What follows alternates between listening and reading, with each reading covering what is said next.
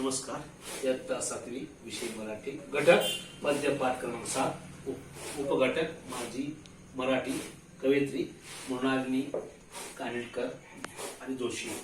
आपण गेल्या तासाला त्याचं थोडंसं पाठ्यांश आणि 2 चरण पाहिलं होतं. आता आपल्याला या ठिकाणी 3रं चरण पडायचं आहे. बघा, रान वाऱ्याच्या गंधात माझी मराठी भिजली, लेवून या नाना बोली माझी मराठी बोली. बघा, तर माझी मराठी भाषा रानावनाच्या रानावनाच्या वासात भिजते आहे. माझी मराठी भाषा जी आहे रानावनामध्ये ज्यामध्ये सुहास आलेला आहे, भिजलेली आहे. तिला रानावनातल्या वाऱ्याचा सुवास असतो. विविध बोली भाषा अंगावर परिधान करणारे असतात. म्हणजे बोली भाषा जी आहे म्हणजे बघा, लेवूनिया नाना बोली. लेवूनिया म्हणजे नेसून, गंध म्हणजे श्वास, नाना म्हणजे अनेक. ही भाषा जी आहे नेसून एखादी लुगडं नेसलेली जी आहे स्त्री, तशा प्रकारचं ही भाषा आलेली आहे. बघा, विविध बोलीत अंगावर परिधान करून माझी मराठी भाषा सजली आहे.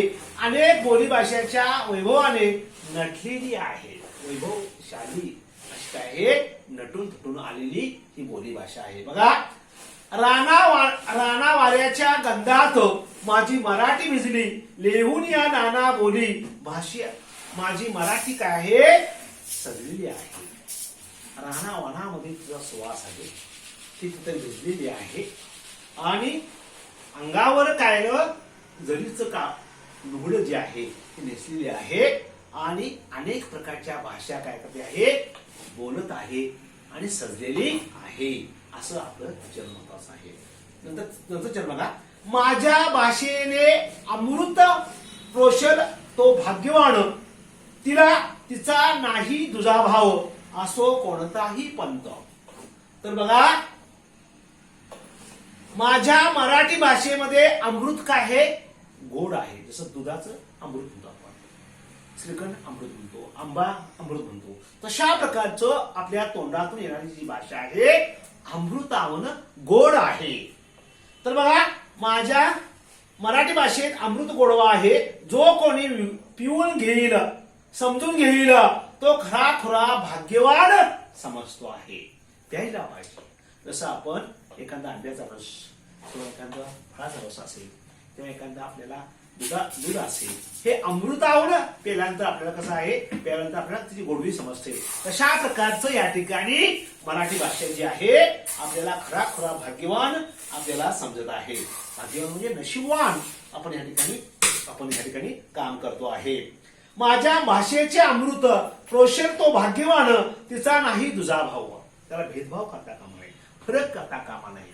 आपण त्या ठिकाणी चांगल्या गोष्टीचा आपण काय पाहिजे, उपयोग केला पाहिजे आहे.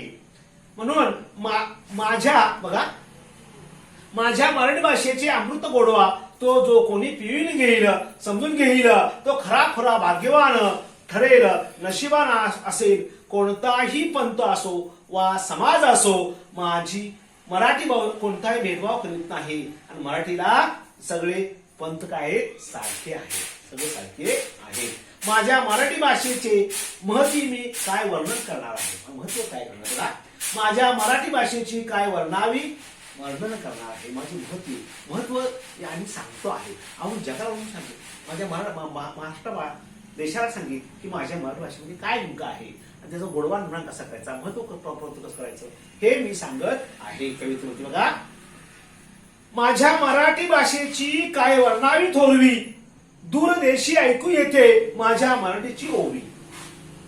माझ्या मराठी भाषेची ओवी मी काय करत आहे, सतत गातो आहे. बघा, माझ्या मराठी भाषेची आहे गोडवी म्हणजे भाषेचे वर्णन जे आहे ते भेदभाव नाही.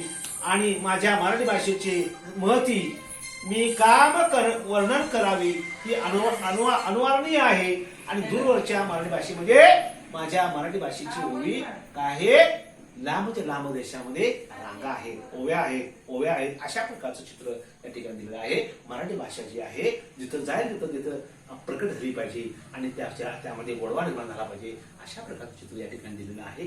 त्या मराठी भाषेमध्ये आपण त्याचा अभ्यास करा आणि याचा स्वाध्याय जे आहे आपल्या संधी आहे ते स्वाध्याय सोडवा व्यवस्थित. आणि मराठी भाषेमध्ये मराठी विषय हा अत्यंत सोपा आहे आणि या ठिकाणी आपल्याला या कवितेमध्ये जे वर्णन केलेलं कवीनं स्वतः वास्तवसंदर्भात वर्णन केलेलं आहे तर आपण या ठिकाणी पाहिलेलं आहे. याचा स्वाध्याय जे आहे पूर्णपणे तुम्ही सोडवा. ठीक आहे.